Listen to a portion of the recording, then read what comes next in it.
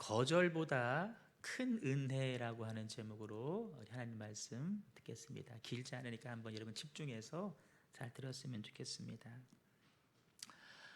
분명히 믿기는 우리 하나님 우리 삶을 인도해 주시고 우리 삶을 보호해 주시고 우리를 승리로 이끄시는 하나님인 줄로 믿습니다. 네, 여러분, 요즘 같은 삶을 살다 보면 이런 질문이 생길 수도 있습니다.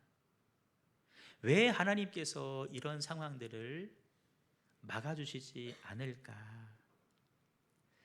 개인적으로 본다면 내가 계획하고 준비한 나름대로 거창한 일들이 있는데 왜 하나님은 그 일을 도와주시지 않고 막으시고 지체시키시고 때로는 거절하실까 하는 질문들이 생길 수가 있습니다. 여러분들은 어떠십니까? 정말 하나님이 그러실 수 있는 분입니까? 라고 질문을 할 수 있을 때 그에 대한 대답은 어쩌면 좀 섭섭할지 모르지만 그렇다입니다. 성경을 보니까 하나님 우리의 길을 때로는 막기도 하시고 거절하기도 하시고 지체시키기도 하시는 하나님이시다. 그럴 때 우리에게 필요한 것은 아니 그게 하나님입니까? 라고 물을 것이 아니라 하나님이 왜 그렇게 하실까를 우리가 생각해 보셔야 됩니다. 우리 다 함께 어려운 시기를 보내고 있습니다. 생명의 위협 가장 크죠. 이 일로 인해서 경제적인 어려움까지 이미 현실로 왔습니다. 어떤 유명한 경제학자가 말했는데 이 상태가 5개월만 지속되면 그 어떤 세계적인 대기업도 견딜 수 없을 거다라는 예측을 할 정도로 정말 어려운 시기입니다. 근데 거기에 대해서 우리 믿는 사람들은 하나 더 어려운 게 있습니다. 우리의 믿음을 또 지켜내야 한다라고 하는 그 과제 하나까지 주어져 있습니다. 교회가 오른손이 하는 일을 왼손이 모르게 하라는 말씀을 따라서 이름 없이 빛도 없이 이 세상 가운데 참으로 많은 일들을 해왔습니다. 교회가 그런 일들을 감당해서 이 사회가 이 정도라도 유지가 되고 있습니다. 근데 사람들은 알지 못하죠. 우리가 예배한다고 해서 우리를 마치 이상한 집단인 것처럼 그걸 넘어서서 이단 사입이 종교와 같이 우리를 취급하고 있습니다. 왜 교회는 그렇게 모여서 예배를 하느냐? 불교는 하나도 안 모이더라. 이런 말까지 하고 있습니다. 에베소서 말씀해 보시면 우리의 싸움은 눈에 보이는 것이 아니라 정사, 권세, 어두움의 세상 주관자들이라고 말씀을 하셨습니다. 어느 목사님이 이 사태가 발생한 것은 중국이 하나님을 예배하지 않아서 처음에 바이러스가 나왔다라는 말씀을 아마 하셨던 것 같아요. 설교 시간에. 그래서 여론의 문매를 맞으셨습니다. 저는 잘은 모르겠습니다. 저는 모르겠는데 제가 염려하는 거는 뭐냐면 지금 나라에서 어떤 행정적인 어떤 지침을 통해서 이런저런 것들을 제안을 하고 있는데 저는 그것조차도 교회를 향한 하나님의 핍박이다. 전 그렇게 말하고 싶지는 않습니다. 우리 모두를 지키기 위해서 하는 노력의 일환이라고 저는 봅니다. 그런데 다만 염려스러운 것은 그 뒤에 악한 영들은 이런 상황들을 좋은 또 기회로 삼아서 교회와 성도들로 하여금 하나님을 믿는 시당에서 떨어뜨리기 위해서 이런 기회마저 그들은 악한 것들은 사용하고 있지 않을까. 원인이 하나님 예배하지 않아서 그런 의미가 아닙니다. 상황이 나라의 핍박 그것도 아닙니다. 더 염려스러운 것은 이런 상황들을 사단이 이용하고 교회와 성도가 넘어지는 데까지 이어지지는 않을까. 그게 두려운 것이죠. 우리는 이런 상황 가운데 하나님 앞에 물어야 됩니다. 하나님의 뜻이 어디에 계신가요? 장로님 기도하신 것처럼 우리의 죄악이면 발견하게 하시고, 그 뒤에 하나님의 또 다른 뜻과 섭리 있으면 깨닫게 하시고, 하나님, 내가 이 상황 가운데 우리가 무엇 하기를 원하시나요? 하나님께서 이 일을 허용하신 겁니다. 하나님이 이런 일들을 일으키신 것은 아니고 다만 허용, 신학적인 용어인데 허용입니다. 그랬다면 그 뜻과 이유는 무엇일까? 우리는 이것을 물어야 됩니다. 우리 모두가 그런 마음으로 요즘 살고 계시겠지만 저 역시도 그런 마음으로 나름대로 기도하고 말씀을 보는 중에 한 두어 가지 답을 좀 얻었습니다. 오늘과 다음 주 통해서 드리려고 하는데, 6절 보시니까 바울이 아시아 쪽에 가서 말씀을 전하려고 했는데 성령이 그 일을 못하게 했다라고 말씀을 하십니다. 이 못하게 하시거니라는 말은 코류와라고 하는 단어인데 거절했다라는 의미가 있습니다. 서두에 질문하기를, 하나님께서 우리를 분명히 보호하시고 인도하시는 분이실진데 우리가 애쓰는 그 모습들을 거절하실 수 있을까라는 질문을 했는데, 놀랍게도 거절하시는 하나님의 모습을 본문을 통해서 우리가 발견을 하게 됩니다. 이 사실 앞에 여러분 어떤 생각이 드십니까? 이런 마음 드셔야 됩니다. 그 뜻이 구체적으로 뭔지 나는 지금 알 수 없지만, 그러나 거기에는 뭔가 하나님의 뜻하시는 바가 있다라는 사실입니다. 여러분, 하나님이 우리의 계획을 거절하시고 중단하실 때에는 반드시 거기에 그럴 만한 합당한 이유가 있다라는 것입니다. 크게 세 가지 경우인데, 첫째는 이런 경우입니다. 우리의 계획과 우리의 뜻이 하나님하고 반대가 될 때 하나님은 거절하십니다. 내가 세운 계획이 아무리 크고 거창해도 그것이 하나님의 뜻과 반대가 되면 하나님은 막으십니다. 반드시 거절하십니다. 왜냐? 우리의 그 계획이 우리의 삶에 죄가 되기 때문에, 해가 되기 때문에 하나님은 거절하십니다. 이때 하나님의 거절은 스탑, 멈춰라입니다. 멈춰라. 자녀가 칼을 가지고 놀고 있습니다. 부모가 봤어요. 가만히 있는 부모 있나요? 그 칼을 빼앗습니다. 위험하기 때문에. 이것이 정상적인 부모이고, 우리가 하나님의 뜻과 다른 길을 갈 때 하나님은 막으시고 때로는 빼앗기도 하시고, 그럴 때 내 입장에서는 그렇게 그것이 섭섭할지 모르지만 도리어 빼앗은 것이, 중단시키신 것이 하나님의 은혜인 줄로 믿습니다. 여러분, 그것이 마음 아파 힘겨워할 수 있습니다. 그러나 좌절하지 마십시오. 도리어 나의 무엇이 하나님의 뜻과 지금 어긋나 있나 돌이키셔야 되고, 발견되거든 회개하셔야 되고, 하나님이 원하시는 삶으로 나아갈 수 있기를 주님의 이름으로 축복합니다. 아멘. 두 번째는 하나님의 기다림이 필요할 때입니다. 우리에게 기다림이 필요할 때. 이 경우에 우리의 계획이 완전히 안 된다고 하신 건 절대로 아닙니다. 하나님도 그 계획에 동의하십니다. 하나님도 인정하십니다. 도우실 마음 또한 하나님도 가지고 계십니다. 하지만 지금은 아니라는 것입니다. 지금은 아니다. 아직 때가 안 됐다. 왜 그러느냐? 저와 여러분의 어떤 인격적인 부분들, 영적인 부분들이 온전히 성장하지 않았기 때문에 내가 그거에는 동의하지만 지금은 아니다. 기다려라. 물질, 명예, 다스릴 능력이 없는 사람에게 그것이 주어지면 그것 때문에 하나님을 멀리하게 됩니다. 하나님은 우리들에게 많이 부어주셔서 그거 가지고 올려드리고 나누고 선한 곳에 써라 원하시는데 그 다스릴 능력이 안 된 상태에서 주어지면 그거 가지고 하나님을 예배하지 않습니다.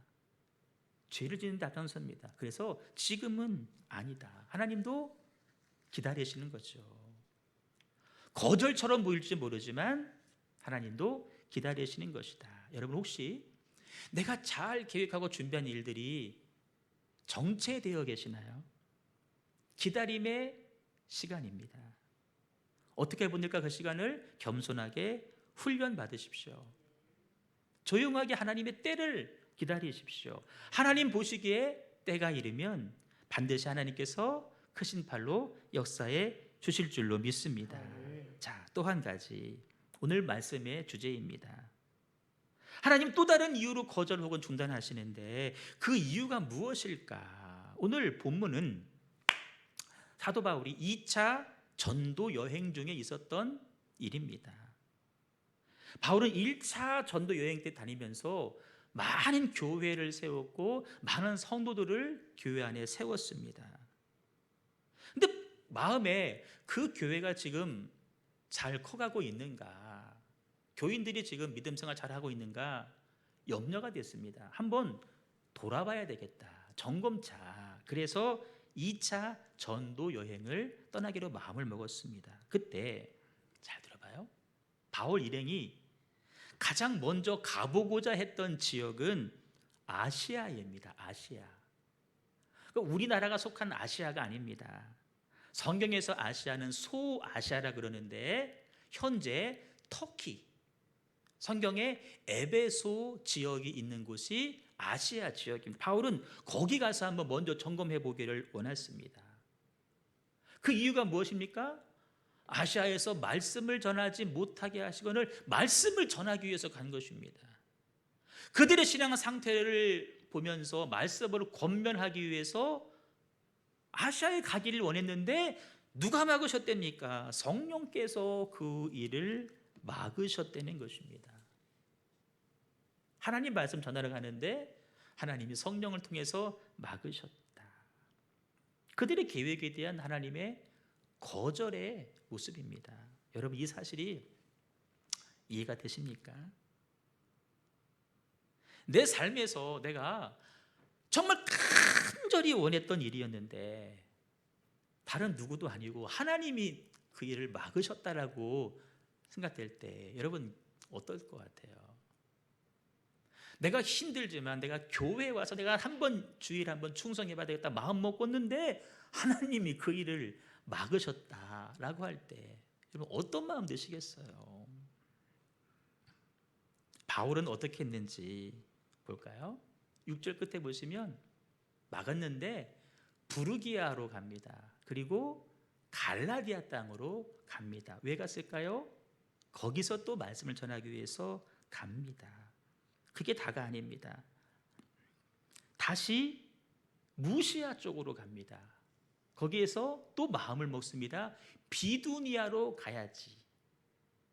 왜 비두니아냐면은 비두니아는 유대인들이 많이 살고 있는 지역입니다. 거기를 선교 거점으로 삼아서 다시 한번 복음의 역사를 쓰고 원해서 막혔지만 이렇게 해야 되겠다라고 계획을 세웠는데 중요한 건 7절 끝에 보시니까 그것마저도 예수의 영이 허락하지 아니했답니다. 몇 번째 거절입니까? 두 번째 거절입니다. 누가? 하나님이, 성령이, 예수의 영이 허락하지 아니했다. 자, 여러분 두 번 거절당했습니다. 하나님 앞에. 이쯤 되면 에라 모르겠다.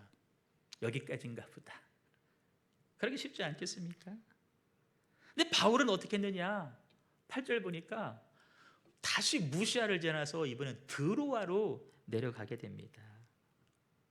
제가 쭉 이렇게 말씀을 드렸는데 여러분 이 지역을 우리가 잘 모르니까 뭐 옆 동네 왔다 갔다 하고 다니겠을까? 그렇지 않습니다. 한번 지도를 한번 보여드리겠습니다. 자, 잠깐 뒤로 돌을게요. 바울이 여기에서 아시아 보이죠? 아시아로 가기를 원했습니다. 처음에는 가고 싶었습니다. 왜냐하면 이쪽이 터키, 에베소가 있는 곳이기 때문에. 그런데 하나님이 막으셨습니다. 이렇게 갑니다. 갈라디아 쪽으로 갑니다. 여기서 비두니아로 가고 싶었습니다. 위로. 그런데 막으셔서 다시 이렇게 옵니다. 무시아를 지나 드로아로 내려갑니다. 쭉 갑니다. 드로아로 옵니다. 한 번 꺾였고 두 번 계획이 꺾였습니다. 거절을 당했습니다. 여러분, 이 먼 거리를 자동차가 있는 것도 아니고 그 많은 짐들을 들고 바울은 걸어서 다니는 것입니다. 목사님들이 그런 얘기를 합니다. 개척을 해서 열심히 해서 교인 10명, 20명 됐는데 재밌다. 근데 교회 안에 큰 시험이 들어서 교회가 꺾여버립니다. 남은 사람들 뭐 2사람, 3사람 남고 절망이 되죠. 또 마음 다잡고 다시 막 해서 20명, 30명 가는데 또 교회가 한번 휘청해서 쑥 빠져나가면 2번 그런 일이 생기면 다시 일어나기가 쉽지 않다고 합니다. 대부분이 그렇다고 합니다. 어느 집사님 얘기를 들었습니다. 사업체를 통해서 하나님께 영광 돌려야지 계획 세우고 열심히 했습니다. 그런데 얼마 안 가서 그 사업체에 부도가 났습니다. 심지어 몸까지 아파졌습니다. 그 와중에 가정까지 해체가 되어버렸습니다. 그분이 우시면서 이렇게 말씀합니다. 이렇게 최선을 다하며 사는데 하나님이 숨은 좀 쉬게 해주셔야죠. 숨은 좀 쉬게 해주셔야죠. 2번이나 길이 막히고 난 다음에 드로아 항구에 서 있는 바울의 마음, 아까 봤던 지도 지금 드로아 항구에 서 있습니다. 그 아래쪽이 어딘지 아십니까? 바울이 원래 가고자 했던 아시아 지역입니다. 조금만 가면. 아니 고작 여긴데 왜 이걸 막으셨을까? 바로 여긴데 왜 나를, 사람도 없는 항구, 이제는 바다예요. 에게해 바다입니다. 왜 나를 여기다가 데려놨을까? 바로 그 순간 하나님께서 환상을 통해서 베드로에게 하나님의 계획을 말씀해 주십니다. 무시아를 지나 드로아에 내려가는데 밤에 환상이 바울에게 보이니 마케도니아 사람 하나가 와서 그에게 청하이르되 마케도니아로 건너와서, 바다를 건너와서 우리를 도와달라고 하는 환상을 바울이 보게 됩니다. 마케도니아는 바다 건너 유럽이 시작되는 곳입니다. 거기 사는 사람 하나가 환상 중에 바울에게 우리 지금 죽겠습니다. 영적으로 죽겠습니다. 어서 와서 우리에게 하나님 말씀을, 복음을 전해주세요라고 하는 환상을, 절규하는 환상을 바울이 보게 되는 것이죠. 환상을 왜 봤느냐, 그 계획은 조금 이따 말씀드리고 먼저 바울이 언제 환상을 봤을까 먼저 간단히 말씀을 드리겠습니다. 언제 바울이 이 환상을 봤을까? 불평할 때? 원망할 때? 오늘 말씀 봤더니 정확히 언제라고 말씀하고 있지는 않지만 사도행전 전체를 한번 쭉 이렇게 묵상해 보면 여러 번 환상을 본 경험들이 나오는데 다 뭐와 연관이 있느냐? 기도와 연관이 있음을 보게 됩니다. 예수님 만나기 이전에 사울이 다메섹 도상에서 하나님을 만나게 됩니다. 눈이 멀었습니다. 사흘간 눈이 멀어서 앞이 보이질 않아요. 그럴 때 기도합니다. 기도했더니 환상이 보이는 거예요. 그가 기도하는 중이니라 아나니아라고 하는 사람이 너에게 와서 너를 안수해 줄 거다. 그러면 너 보게 될 것이다 라고 하는 환상을 언제 보게 됩니까? 대답하셔. 언제 보게 됩니까? 기도하는 중에 보게 됩니다. 고넬료라고 하는 이방인이 있습니다. 이방 사람입니다. 그런데 이 사람이 경건한 사람이라 기도합니다. 기도해요. 제9시쯤 우리나라 시간으로 오후 3시에 기도를 합니다. 이방인인데. 그랬더니 환상 가운데 말씀하기를 너 베드로라고 하는 사람을 저 집가라고 하는 거리 있을 거야. 그를 청해서, 베드로를 초청해서 말씀을 들어라 라고 하는, 신방 요청을 해라 라는 환상을 고넬료가 보게 됩니다. 언제? 제9시쯤 기도하는 중에 항상 기도하더니. 베드로도 환상을 보게 됩니다. 베드로는 정5입니다. 제6시, 낮 12시 남들 다 점심 먹을 준비하고 있을 때 베드로가 옥상에서 지붕에서 기도하고 있습니다. 그때 황홀한 중에 하늘이 열리는 걸 보여줘요. 그릇이 내려와요. 그릇 속에 뭐 있나 봤더니 유대인들이 베드로가 먹으면 안 되는, 정결하지 않다고 여겨진 부정한 짐승들이 그 안에 들어있는 거예요. 그거 먹으려는 거예요. 아유, 하나님 무슨 농담을 그렇게 심하게. 우린 이거 상대 안 하잖아요. 그러니까 이방인들 상대하지 않는다는 거죠. 하나님 3번이나 먹어라, 먹어라, 먹어라. 하나님의 뜻으로 인정하고 그 마음을 먹었는데 마침 사람이 와서 우리 고넬료가 당신을 초청합니다. 평소 같으면 no, 그럴 텐데 인정하고 가죠. 가서 고넬료를 신방할 때 이방인이지만 그가 뭐를 받게 됩니까? 성령 세례를 받게 됩니다. 자, 사울도 기도 중에 환상, 고넬료도 기도 중에 환상, 베드로도 기도 중에 환상. 오늘 바울이 언제 그런 환상 받는지는 정확히 말씀하고 있지만 유추해 볼 건데 분명히 기도할 때 받지 않았을까? 어떻게 기도했을까? 하나님, 주의 일을 하고자 하는데 왜 2번이나 길이 막힙니까? 왜 하필 막으셨다면 저 멀리 보내야지, 내가 가고자 했던 곳 바로 왜 아래, 더군다나 바닷가, 사람도 없는 곳, 왜 여기로 나를 보내십니까? 왜 막다른 곳입니까? 이유가 뭡니까? 뜻을 말씀해 주세요라고 기도하지 않았겠습니까? 그 가운데 환상이 보입니다. 마케도냐 사람이 정말 영적으로 갈급하면서 건너와서 우리를 좀 도와주세요, 말씀 좀 전해주세요, 환상을 보게 되는 것이죠. 그 환상을 본 바울이 어떻게 합니까? 곧 마케도냐로 떠나기를 힘쓰니 바다를 건너가야 됩니다. 바다를 건너가기를 힘을 쓰죠. 여러분, 이게 무슨 말씀인지 아시겠습니까? 바울 일행이 소아시아 바라보고 있을 때 하나님은 마케도니아를 바라보고 계셨다는 거예요. 우리의 계획과 하나님의 계획은 다르다는 것이죠. 바울 일행이 아시아 선교를 계획하고 있을 때 하나님은 유럽 선교를 계획하고 있었다는 것입니다. 여러분, 하나님의 계획은 우리의 계획과 다를 수 있습니다.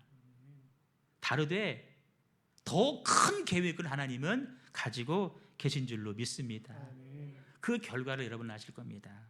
마케도냐로 지나서 첫 번째 마을 빌립보 성에 들어가게 됩니다. 누구를 만나게 되죠? 빌립보 성에서 자주장사 루디아를, 여인을 만나게 됩니다. 어디서 기도할까 하다가 들어와서 기도하세요. 루디아 집이 빌립보 지역 유럽 선교의 전초 기지가 되어서 그때부터 점점 유럽이 복음화되고 지구 건너가서 대서양을 건너게 돼서 미국 동부로 복음이 들어가고 동부에서 서쪽으로 LA 쪽으로 가서 태평양을 건너서 우리나라에 들어오게 되고 우리나라를 통해서 중국을 통하고 무슬림 베트를 통해서 다시 이스라엘 땅에 복음이 들어가면 전 세계에 복음이 다 전해지는 것입니다. 원래 하나님의 계획은 이스라엘 민족들을 세워서 그들 통해 전 인류를 구원하기를 원하셨는데 이스라엘이 그 계획을 거부했습니다. 그렇다고 하나님의 계획이 없어지는 것도 아닙니다. 계획을 수정하시죠. 이방인들에게 복음을 전해서 이방인들로 하여금 나중에 유대인들까지 예수 믿게 하시겠다. 그때가 언제이죠? 종말의 때입니다. 지금 여러분 거의 다 가까이 온 것만큼은 분명합니다. 제가 뭐 언제다 이때다라고 말할 수는 없지만 그 시기가 거의 다 온 것만큼은 드러나지 않고 있지만 이것 때문에 지금 지진도 또 일어나고 있죠. 여러분 거의 다 왔다는 증거입니다. 하나님 거절에 대한 세 번째 이유를 우리는 알게 됩니다. 우리가 세운 계획보다 더 좋은 계획이 있으실 때 하나님은 거절하신다. 그렇다면 여러분 첫 번째 하나님의 거절은 no, 안 돼. 두 번째는 waiting, 기다려. 이 세 번째 거절 속에는 하나님의 어떤 의미가 담겨 있을까? 하나님을 인정하고 순종하라는 의미가 담겨 있는 것입니다. 따라서 인정, 순종. 하나님 계획이 더 큰 계획이야. 너 인정해야 돼. 그리고 그거에 순종해야 돼. 그래서 하나님이 막으신 겁니다. 말씀 크게 있습니다. 시작. 바울이 그 환상을 보았을 때 우리가 곧 마게도냐를 떠나기를 힘쓰니 이는 하나님이 저 사람들에게 복음을 전하라고 우리를 부르신 줄로 인정함이로라. 저 사람들에게 복음 전하라고 하나님께서 우리를 부르셨구나, 우리를 멈추겠구나라고 뭐 했다? 인정했다는 것입니다. 인정했다는 것입니다. 하나님은 우리가 하나님을 인정해 드리기를 원하시는 하나님이십니다. 하나님의 계획을 인정해 드리기를 하나님이 원하시는 줄로 믿습니다. 왜? 하나님의 계획은 항상 최우선이기 때문에. 내 계획보다 하나님의 계획이 더 크고 정확하시기 때문에. 이거 내가 인정된다면, 믿어진다면 뭐 해야 될까요? 우리의 계획 내려놓고 하나님 앞에 순종해야 될 줄로 믿습니다. 여러분 말씀 정리합니다. 하나님은 바울 일행이 그랬던 것처럼 우리가 한계를 뛰어넘어서 당신이 계획해 두신 우리의 마케도니아, 저와 여러분의 마케도니아로 우리 삶을 인도해 가십니다. 거기서 하실 일들이 있기 때문에 그렇습니다. 내게 익숙한 것을 벗어나서 하나님이 예비하신 새로운 삶과 사역이 하나님은 열리기를 원하시기 때문입니다. 그렇다면 하나님도 우리를 막으셨다. 새로운 곳으로 인도하신다. 우리의 마케도니아로 우리를 인도하신다. 거기서 뭐 하려고? 새로운 일을 하게 하시려고. 그럴 때 이게 믿어진다면 우리가 뭐 해야 될까? 두 가지입니다. 맡겨진 일에 최선을 다하셔야 됩니다. 바울 막혀졌습니다. 하지만 포기하지 않고 계속해서 그 다음 일을 해 나갔습니다. 여러분 지금 상황 어떻게 보면 다 막혀진 상황입니다. 막혀져 있습니다. 이때 우리가 뭐 해야 될까? 마땅히 할 일을 해야 됩니다. 하나님을 예배하는 일, 기도와 말씀으로 내 삶을 채워가는 일입니다. 가정 포기하시면 안 됩니다. 자녀 포기하시면 안 됩니다. 우리의 예배 절대 포기할 수가 없는 것입니다. 예수님이 베드로를 언제 부르셨는지 아십니까? 베드로 밤새 그물질했지만 한 마리 잡지 못했습니다. 낙심하고 절망하고 체력 소진된 시간이지만 베드로는 다음 출항을 위해서 그물을 깁고 있었습니다. 손질. 예수님은 그 모습 바라보시고 베드로에게 찾아가셔서 야, 밤새 한 마리 못 잡았고 허탕쳤는데도 다음 출항을 준비하는구나, 쓸만하구나. 하나님이 그를 부르셨습니다. 두 번째, 그보다 더 중요한 일이 있습니다. 하나님의 계획을 인정하고 순종하는 일입니다. 그럼 하나님의 계획이 뭘까? 모르죠. 알아야 됩니다. 그래서 필요한 게 뭘까? 기도가 필요하죠. 여러분, 바울이 기도하는 중에 환상을 봤다 그랬는데 나도 기도하는데 왜 나한테는 환상이 안 보이나요? 나 기도 이제 그만할래요 라고 하는 분들이 있을 수 있겠죠. 혹 반대로 환상 아닌데 또 환상이라고 잘못 이해하거나 착각하는 사람들도 있을 수 있겠죠. 하나님이 주신 환상 아닌데 그렇게 치부해버릴 수도 있겠죠.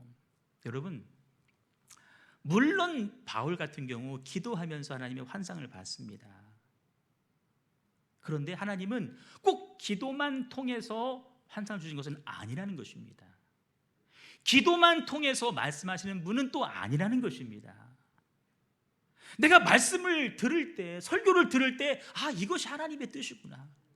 내가 말씀을 읽을 때, 아, 이것이 하나님의 계획과 뜻이구나. 혹은 누구와의 대화를 하면서 하나님의 뜻과 계획을 알 수도 있다는 것입니다.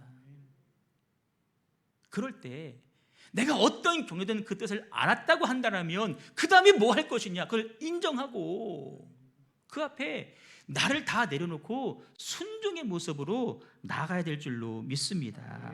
아멘. 그것이 우리들이 마땅히 해야 될 일인 것이죠. 그럴 때 하나님이 예비하신 저와 여러분의 마케도니아에 서 있는 모습을 우리가 발견하게 될 것입니다. 하나님 거절을 경험한 분이 계시나요? 그래서 힘들어하시고 아파하는 분이 계시나요? 거절 뒤에는 예상하지 못한 하나님만이 주실 수 있는 은혜가 있다는 것입니다. 하나님의 뜻과 반대되는 계획 때문에 그분의 거절을 경험하고 계시나요? 그렇다면 회개하고 돌이키셔야 됩니다. 회복의 은혜가 주어질 것입니다. 인격적으로 영적으로 성장이 필요하기 때문에 하나님께서 거절, 웨이팅 주셨나요? 겸손하게 훈련을 받으시면서 조용히 기다리십시오. 하나님의 때가 되면 하나님께서 이루어 가실 것입니다. 나의 계획을 뛰어넘는 하나님의 계획이 있기 때문에 거절을 경험하고 계신가요? 하나님의 계획을 인정하고 순종하십시오. 예상치 못한 하나님의 역사를 경험하게 될 것입니다. 여러분, 이 상황이 오늘 말씀을 듣는 우리들에게 어떻게 적용이 될 수 있을까? 나라고 하는 개인 한 사람이, 우리 가족이라고 하는 한 작은 공동체가, 교회라고 하는 한 공동체가, 한국 교회 공동체가, 전 세계 믿는 사람들이, 이 나라가, 전 세계 온 인류가 하나님의 뜻과 다른 길을 가고 있어서 하나님이 잠깐 멈추게 하신 것은 아닐까? 저는 그렇게 한번 생각을 해봤습니다. 아닌 게 아니라 벌어지는 일들마다 다 하나님과는 반대되는 일들이 지금 벌어지고 있습니다. 하나님이 여러 가지 모습으로 말씀했지만 인간들이 듣지를 않습니다. 그래서 하나님께서 멈추게 하지 않으셨을까? 저는 그렇게 생각을 한번 해보는 것이죠. 그렇다면 다 경우가 다릅니다. 나는 그거 어긋났구나. 난 그거 돌이키면 됩니다. 우리 가정은 요거 어긋났구나. 돌이키면 되는 것이고, 한국 교회가 전 세계 믿는 사람들이 안 믿는 사람들까지도 이렇게 지금 우리가 잘못된 길을 가고 있구나.